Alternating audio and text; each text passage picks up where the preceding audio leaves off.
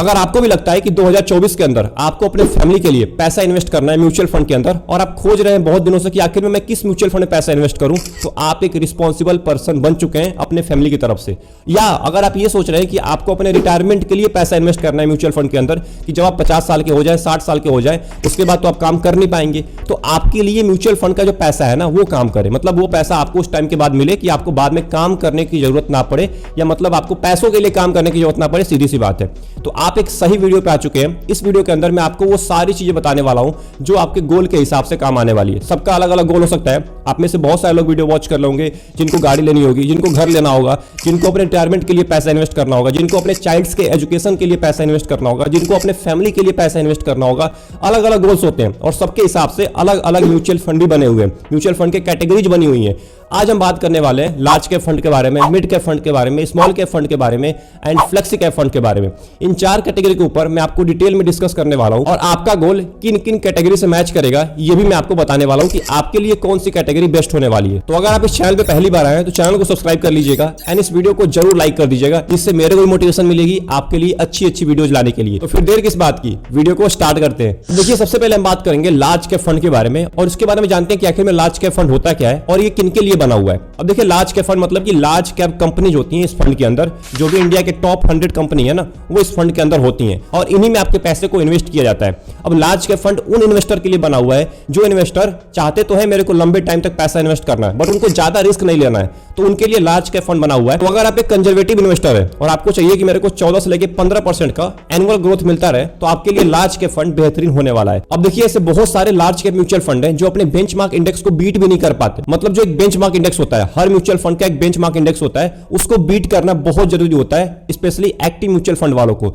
But large cap में 58% ऐसे mutual fund है जो इंडेक्स को भी बीट नहीं कर पाते, मतलब सेंसेक्स और निफ्टी 50 को। तो आई होप आपको ये तो समझ में आ गया होगा कि सारे लार्ज कैप फंड उतने बेटर नहीं होते, बट मैं आपको एक ऐसे लार्ज कैप फंड के बारे में बताने वाला हूं जो अपने बेंचमार्क इंडेक्स को भी बीट कर रहा है। एंड सबसे मोस्ट इंपॉर्टेंट आपको भी ध्यान देना पड़ेगा, ये म्यूचुअल फंड बहुत तेजी के साथ ग्रोथ भी कर रहा है और बहुत सारे इन्वेस्टर्स इसके अंदर पैसा भी इन्वेस्ट कर रहे हैं। तो मैं बात कर रहा हूं ICICI Prudential blue chip fund के बारे में। ये फंड जो है लार्ज कैप कैटेगरी के अंदर आता है। चलिए जान लेते हैं कि आखिर में इस फंड को मैंने क्यों चूज किया है। और आपको, अगर आप एक कंजर्वेटिव इन्वेस्टर हैं और आप सोच रहे हैं कि मेरे को लंबे टाइम तक 15 से लेकर 16% का रिटर्न मेरे को मिलता रहे और आपको रिस्क भी कम मिले, तो इस म्यूचुअल फंड की तरफ आप देख सकते हैं। देखिए, इस फंड ने आपको पिछले 1 साल के अंदर में आपको लगभग 26% का रिटर्न दिया है, जो कि एक एवरेज लार्ज कैप फंड से ज्यादा है आज के टाइम पे 1 साल के अंदर में। अगर मैं बात करूं 3 साल के अंदर में, तो इस फंड ने आपको लगभग 21% का रिटर्न दिया है। 5 साल की बात करें सीएजीआर की तो 18% का सीएजीआर है। एंड अगर हम पिछले 10 साल की बात करें तो 16% का रिटर्न है पिछले 10 साल के अंदर में। तो अगर आप एक लार्ज कैप फंड वाले इन्वेस्टर हैं और आप सोच रहे हैं कि मेरे को रिस्क कम चाहिए और मेरे को रिटर्न भी मिलता रहे 15 से लेकर 16% का, तो आपके लिए ICICI Prudential blue chip fund direct growth best हो सकता है। अब बात करते हैं थोड़ा सा इसके कि आप कितने से एसआईपी स्टार्ट कर सकते हैं। अब देखिए, आप 100 रुपए से भी इस फंड के अंदर एसआईपी स्टार्ट कर सकते हैं। फंड साइज की बात करें तो 44,425 करोड़ का इसका फंड साइज है, यानी कि बहुत सारे इन्वेस्टर्स इस फंड के अंदर पैसा इन्वेस्ट कर चुके हैं। और ऑब्वियस सी बात है कि ये लार्ज कैप कैटेगरी के अंदर आता है, तो इसमें बड़ी बड़ी कंपनीज ही होंगी, मतलब इंडिया के टॉप 100 कंपनी होंगी आपके स्क्रीन के सामने। मैक्सिमम कंपनी जो होंगी वो लार्ज कैप कंपनी ही होंगी। तो आईसीआईसीआई बैंक यहाँ पे आ गया, रिलायंस आ गया, इन्फोसिस आ गया, एक्सिस बैंक आ गया, एचडीएफसी आ गया, अल्ट्राटेक सीमेंट आ गया, मारुति सुजुकी आ गया, हीरो मोटोकॉर्प आ गया। ये सारे के सारे लार्ज कैप कंपनीज के अंदर आते हैं, तो आपके पैसे को लार्ज कैप कंपनीज में ही इन्वेस्ट किया जाएगा। अब बात कर लेते हैं थोड़ा सा होल्डिंग के बारे में कि आपका पैसा कितना कहां पे इन्वेस्ट किया जाएगा। इक्विटी के अंदर आपका पैसा 94.8% है, जो कि ज्यादा पैसा आपका इक्विटी के अंदर ही है। कैश की बात करें तो 4.7% एंड डेट की बात करें तो 0.5%। अगर बात करें हम इक्विटी के बारे में कि इक्विटी आपका कहां डिवाइड है, मतलब किस किस सेक्टर में डिवाइड है, तो सबसे ज्यादा आपका पैसा इन्वेस्ट किया जाएगा फाइनेंशियल सेक्टर में, लगभग 24.5%। उसके बाद अदर्स है, फिर एनर्जी है, फिर कंस्ट्रक्शन है, फिर ऑटोमोबाइल है, फिर टेक्नोलॉजी है, फिर हेल्थ केयर है, उसके बाद कंज्यूमर स्टेपल्स है। तो इन सारी चीजों में आपके पैसे को, इन सारे सेक्टर्स में आपके पैसे को इन्वेस्ट किया जाएगा। इक्विटी सेक्टर में ज्यादातर पैसा आपका फाइनेंशियल सेक्टर में ही इन्वेस्ट किया जाएगा। अगर हम बात करें यहाँ पे मिनिमम इन्वेस्टमेंट अमाउंट की, तो आप अपना लमसम भी 100 रुपए से कर सकते हैं और एसआईपी भी 100 रुपए से कर सकते हैं। बट बहुत सारे लोग होते हैं जो लमसम 100 रुपए से नहीं करेंगे और एसआईपी भी 100 रुपए से नहीं करेंगे। तो अगर आप चाहें तो 500 रुपए, 1000 रुपए से इस फंड के अंदर अपना एसआईपी स्टार्ट कर सकते हैं। चलिए अब हम बात कर लेते हैं रिटर्न के बारे में कि आखिर में ये फंड और इसके जो कैटेगरी एवरेज है उसका कितना रिटर्न है और इस फंड का कितना रिटर्न है।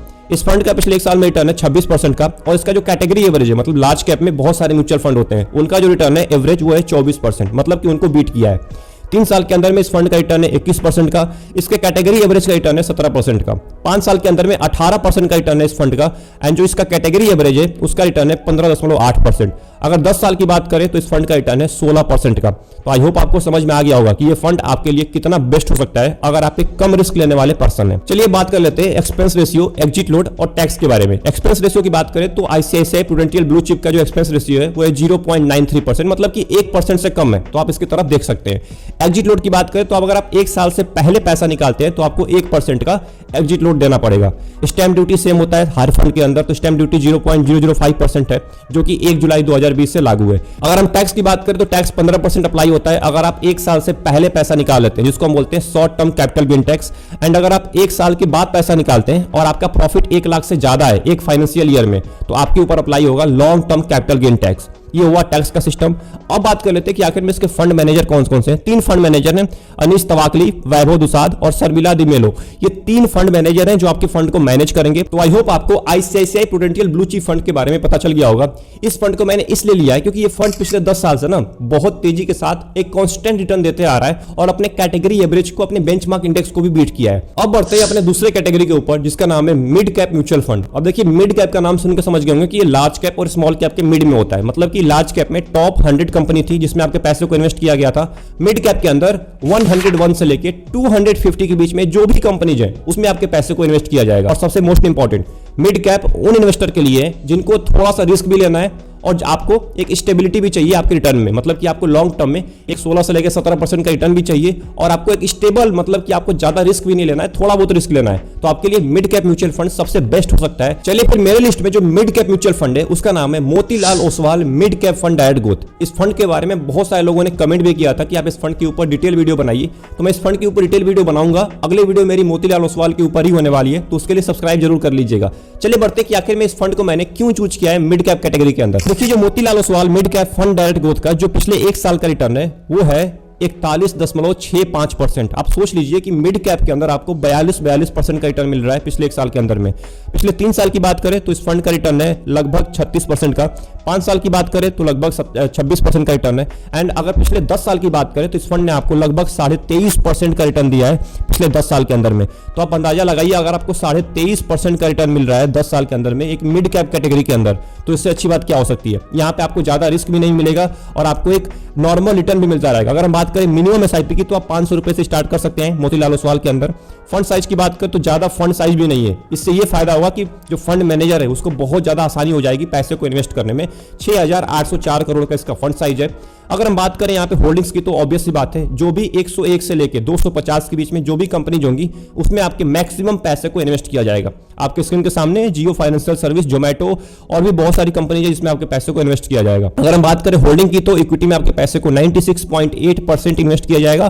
कैश के अंदर 3.2% है, मतलब कि आपके पैसे को मैक्सिमम इक्विटी के अंदर ही डाला जाएगा। अगर हम बात करें इक्विटी सेक्टर्स की तो कितने कौन से सेक्टर में कितना पैसा आपका डाला जाएगा, तो सबसे ज्यादा पैसा आपका टेक्नोलॉजी के अंदर इन्वेस्ट किया जाएगा। मतलब कि ये फंड ज्यादा पैसा टेक्नोलॉजी के ऊपर लगाता है। उसके बाद फाइनेंशियल, फिर ऑटोमोबाइल, फिर अदर्स, फिर सर्विसेज, फिर केमिकल्स, फिर कैपिटल गुड्स एंड कंस्ट्रक्शन।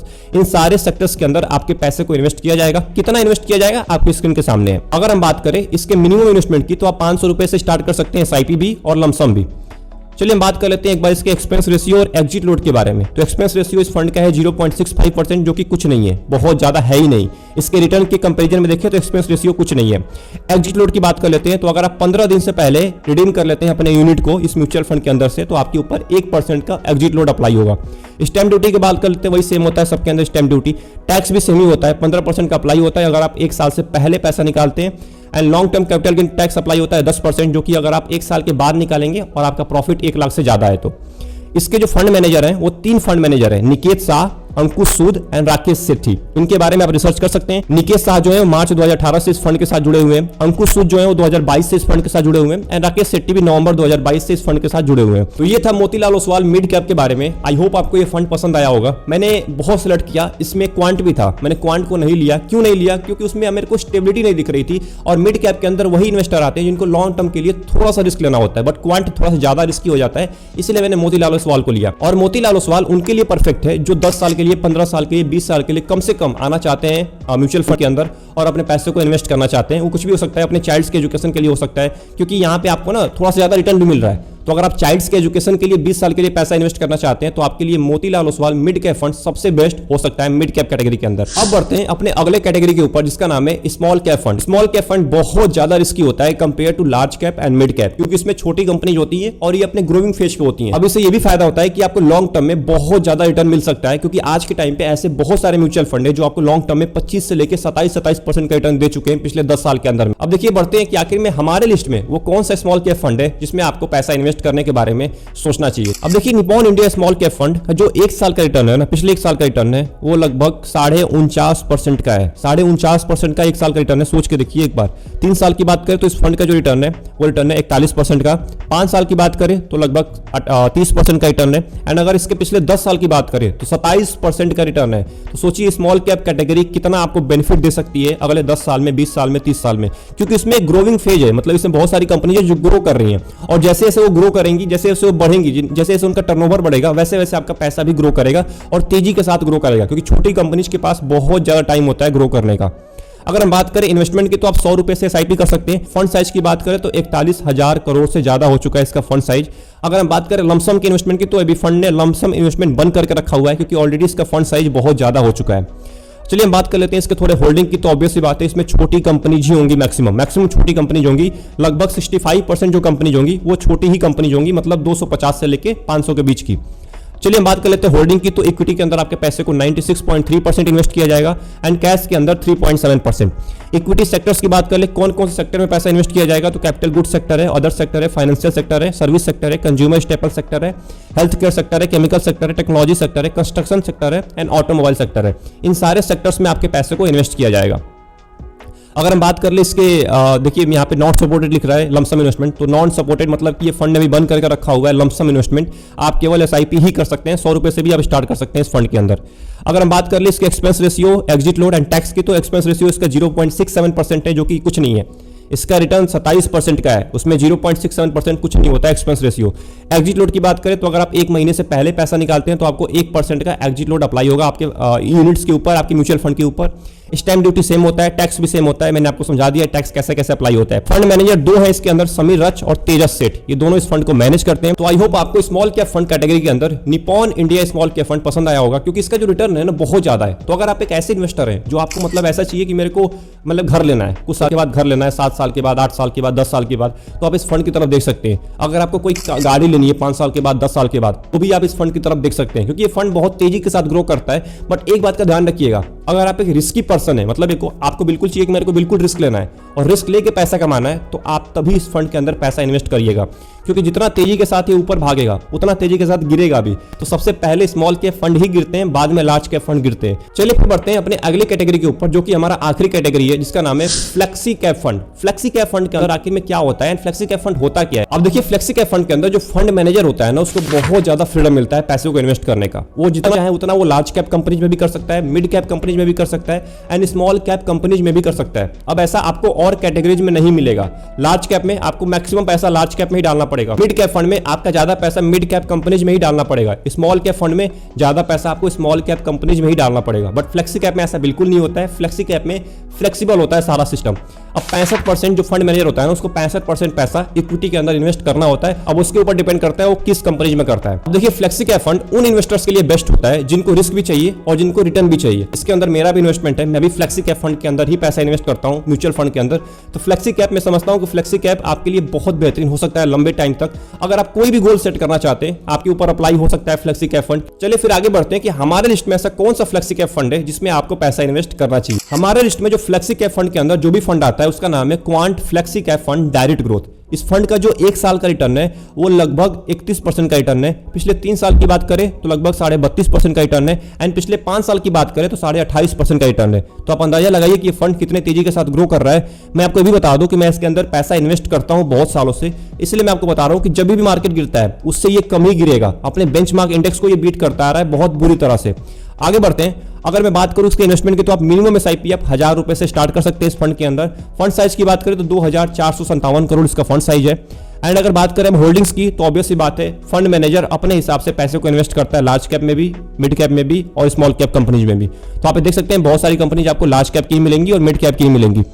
आगे बढ़ते हैं होल्डिंग्स की। यहाँ पे बात कर रहे थे इक्विटी के अंदर आपके पैसे को 89.8% इन्वेस्ट किया जाएगा, कैश के अंदर 6.2% एंड डेट के अंदर 3.9%। सेक्टर्स की बात कर लेते हैं। इक्विटी एनर्जी सेक्टर्स के अंदर आपके पैसे को सबसे ज्यादा इन्वेस्ट किया जाएगा, लगभग 24%, फाइनेंशियल सेक्टर में 20%, हेल्थ केयर सेक्टर में 17%, अदर्स में 16%, कंस्ट्रक्शन में 10% and metals and mining sector में 10%। मतलब ऐसे ऐसे आपके पैसे को सेक्टर्स में डिवाइड किया जाएगा। मिनिमम इन्वेस्टमेंट आप इसमें लमसम कर सकते हैं 5,000 रुपए से, एनएसआईपी कर सकते हैं आप 1,000 रुपए से। अगर हम बात करें इसके एक्सपेंस रेशियो की तो बहुत ही कम एक्सपेंस रेशियो है, एक्सपेंस रेशियो 0.77% है। एग्जिट लोड की बात कर लेते हैं तो 15 दिन से पहले अगर आप पैसा निकालते हैं तो आपके ऊपर 1% का एग्जिट लोड अप्लाई होगा। स्टैम्प ड्यूटी सेम होता है और टैक्स भी सेम होता है।